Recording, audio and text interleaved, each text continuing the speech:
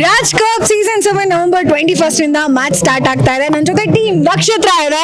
So boys ಎಲ್ಲ white shirt ಅಲ್ಲಿ ನಕ್ಷತ್ರ ಲೋಗೋ ಜೊತೆಗೆ ಮಿರಮಿರ ಅಂತ ಮಿಂಚ್ತಾ ಇದಾರೆ.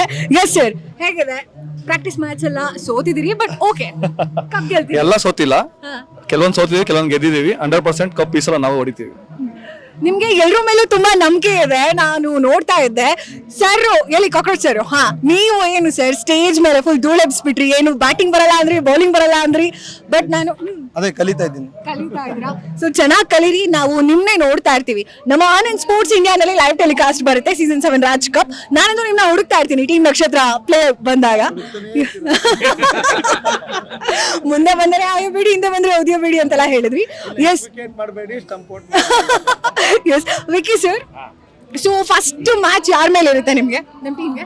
ಗೊತ್ತಿಲ್ಲ ಮೇಡಮ್, ಇನ್ನ ಯಾರ ಮೇಲೆ ಅಂತ ಇನ್ನ ಆಗಿಲ್ಲ.